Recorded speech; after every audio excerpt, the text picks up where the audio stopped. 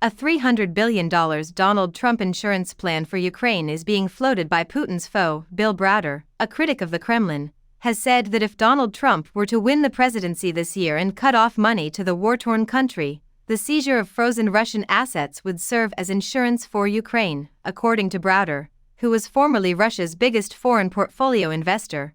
Seizing the $300+ billion in Russian central bank reserves for Ukraine would be like Donald Trump's insurance. Browder is the CEO and co-founder of Hermitage Capital Management, which advises the Hermitage Fund, according to Browder, who calls himself Russia's #1 enemy. The decision to end support for Ukraine could determine the outcome of the conflict, as he stated in a post on X, previously Twitter. According to Browder, there have been rumors that the Biden administration is reportedly considering returning over $300 billion in assets held by the Russian central bank in Western nations to Ukraine, so they may help fund their war effort. According to Bloomberg's reporting last week, the Biden administration has suddenly changed its stance and is now supporting legislation in Congress that would authorize, but not mandate, that President Joe Biden seize the frozen Russian assets. A recent analysis by Newsweek indicated that, because to his better showing in swing states, Republican presidential nominee Donald Trump is well on his way to a second term in office. Trump is currently the frontrunner in the race. The outgoing president has promised to re-end the war in Ukraine, which has lasted for almost 23 months, in 24 hours if re-elected, but he has refused to commit to maintaining assistance shipments to Kiev. To get a response, Newsweek emailed the Russian Foreign Ministry. The New York Times reported in December that senior American and European officials, who wished to remain anonymous, have told them that the White House is subtly showing new support for seizing the frozen Russian state assets. Whether the Biden administration can utilize its current powers or if it needs to ask Congress to approve the use of the cash is being considered by the G7 states and the Biden administration, according to the Journal. According to Janet Yellen, the United States Treasury Secretary, it's not something that is legally permissible in the United States. This means that the United States cannot lawfully collect those assets, according to Sergei Ryabkov, Russia's deputy foreign minister for U.S. Affairs, Non-Proliferation, and Arms Control.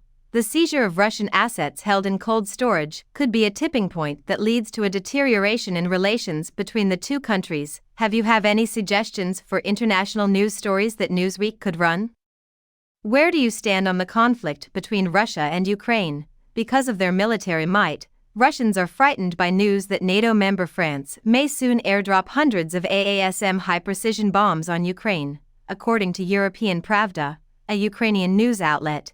French Defense Minister Sébastien Lecornu announced Thursday on France Inter Radio that France will supply 50 AASM, highly agile modular munition extended range, weapons per month to Ukraine until the end of the year, according to him. Ukrainian military planes from the Soviet era may now launch the modified missiles.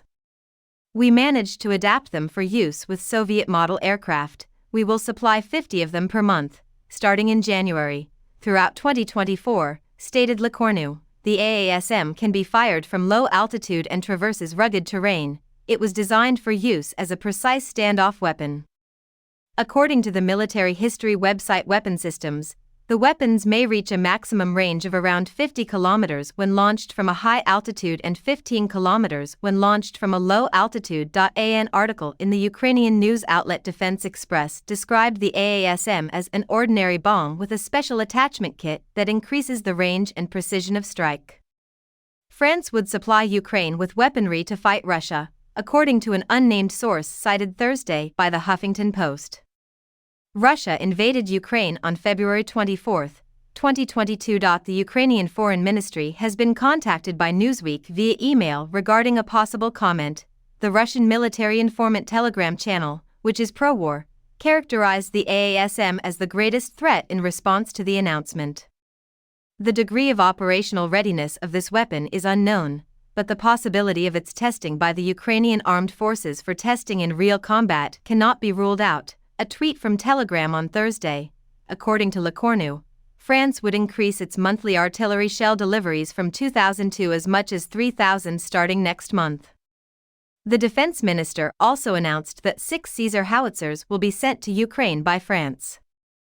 There are 49 Caesar howitzers in Ukraine so far that led to tactical success, according to him. We aimed to produce 78 Caesar howitzers in 2024, encouraging Europeans and our allies to join financing.